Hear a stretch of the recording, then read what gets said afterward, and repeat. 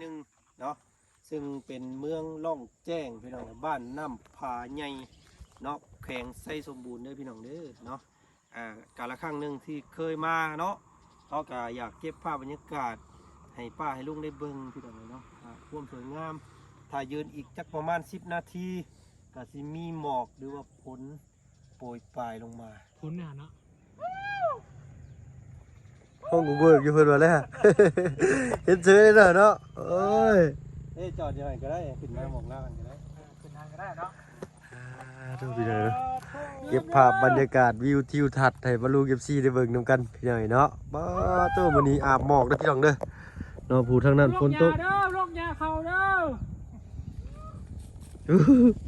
ลกยาเขาให้เด้อตัวเนาะวิวทิวทัศน์เอาเนาะ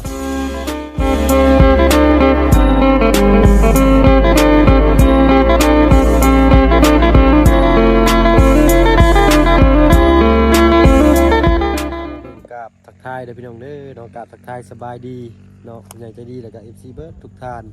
ทางช่องแม่น้องอินเตอร์พี่หน่อยเนาะเอาไปเบิ่งแต่ช่องหนึ่งช่องเดียวก็จังได้อยู่พี่หน่อยเนาะมื้อนี้มีโอกาสก็เลยได้เก็บภาพบรรยากาศทางเมืองหนองแจ้งเนาะแขวงไสสมบูรณ์เนาะมาฝากปาลุง FC ทางช่องแม่น้องอินเตอร์เด้อพี่น้องเด้อเนาะขึ้นภูเขาสูงสันตะงาดอันนี้ยังว่าบ่สูงเด้อพี่หน่อยเนาะโอ้ทางนะเป็นภูกองเขาเนาะเป็นภูกองเขาเด้อพี่น้องเด้อเนาะทางนั้นเนาะทางมาทางว่าพึ่งก็ได้ถ่ายภาพบรรยากาศภูเบี้ยเนาะมาลำทางเนาะทางช่อง YouTube บ่พึ่งเนาะอันนี้เป็นทางช่องไม่น้องอินเตอร์จังได๋กะฝากนำอีกช่องทางนึงพี่น้อยเนาะก็เลยเก็บมาฝากปาลุง FC ทางช่องไม่น้องอินเตอร์เด้อพี่น้องเด้อเนาะพูดแหละทางนั้นเป็นทางขึ้นเมืองล่องแจ้งเนาะทางบ้านน้องพรเพิ่นสิอยู่พุ่นเลยเนาะเห็นอยู่บ่พี่น้อยเนาะทางนั้นก็เป็นชาวบ้านเพิ่นเฮ็ดไร่ใส่สวนเพิ่นปลูกข้าวเด้อพี่น้องเด้อเนาะอย่างง่วมๆเด้อพี่น้องเด้อกล้องบ่เพิ่งบ่ชัดปานใดเนาะขอโทษขออภัยนำหลายๆอันนี้ถือว่าสายเลยนะพี่ว่าสวยเลยพี่น้อยเนาะอันนี้ก็เป็นเวลา11 โมง 12 โมงเลยเนาะแต่ว่าหมอกยังขึ้นเต็มอยู่พี่น้อยเนาะมื้อเช้านี่ปกติตื่นมาแต่7 โมงฝนตกมาเบิ่งทะเลหมอกว่าซั่นซะระวังเด้อระวังเหยียบเข่าให้เพิ่นเด้อบ่เหยียบดอกพี่น้อยเพราะมันห่างเด้ถ้าว่าอยู่เซปูนนี่บ่กล้าขึ้นเด้พี่น้อยเนาะสันภูสันหยังจังซี่หั่นนะ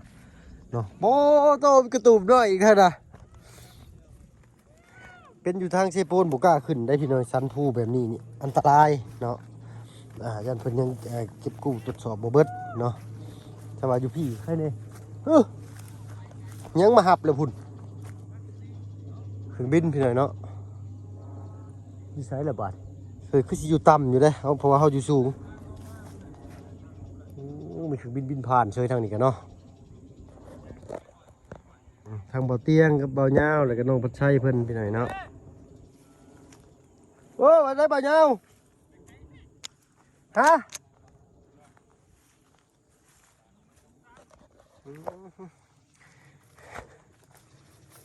พี่น้อยเนาะเฮาบ่เคยขึ้นภูขึ้นผาเห็นได้ก็ตื่นเต้นเนาะอยากเก็บภาพบรรยากาศมาให้ปาลุงเพิ่นได้เบิ่งนำ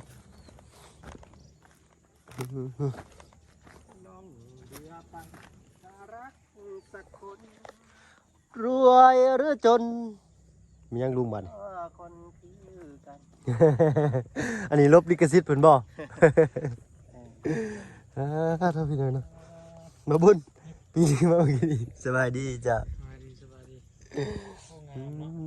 ผูกทางน่ะฝนตกบ่แม่นฝนพี่น้อยเนาะเป็นแบบว่าเมฆลอยต่ำเลยละอองน้ำลงมาเนาะนี่เห็นบ่อันนี้ฝนลงแล้วนี่น้อยตัวน้อยอีกตัวน้อยนี่นั่นนี่พี่น้องเลยเนาะคือตอนนี้ทางเบาจันอยู่ที่ภูหน่วยหนึ่งเนาะ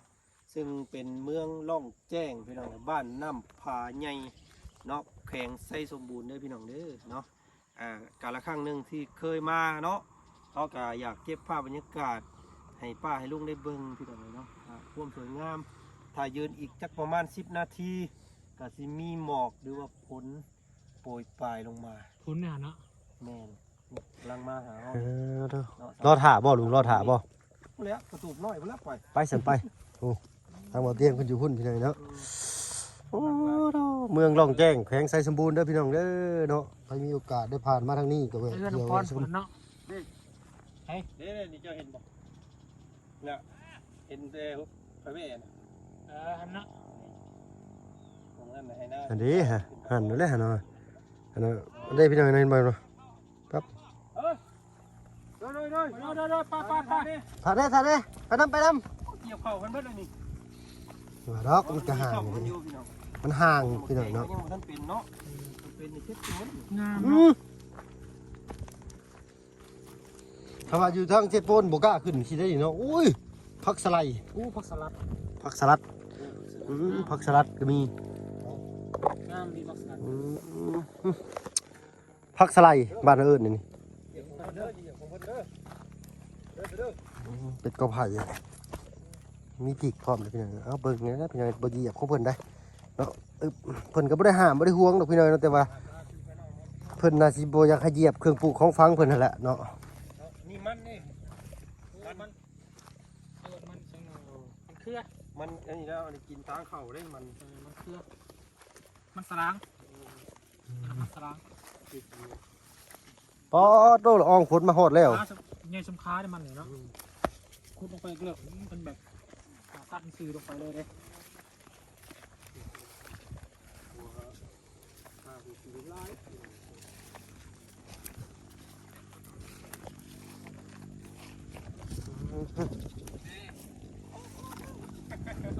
นี่พ้นมาเลยวันนี้ล็อกอยู่นี่เลยนี่พ้นมาแล้ว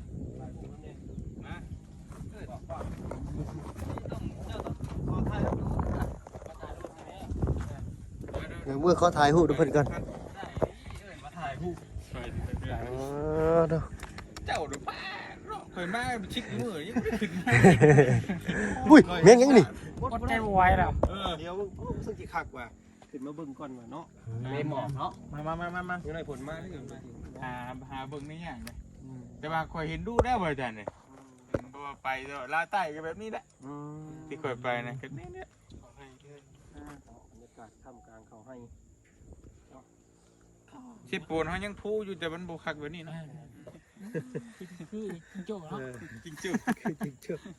โอ้ขึ้นได้ ออสเตรเลียจริงเจ้าเนาะ ขึ้นไหน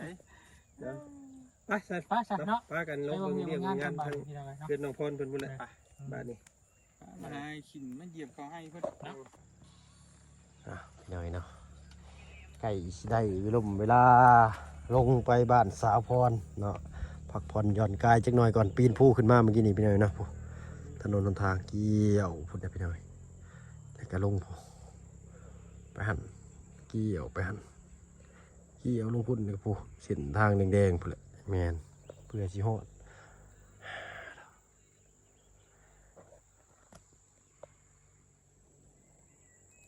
ทะเลหมอก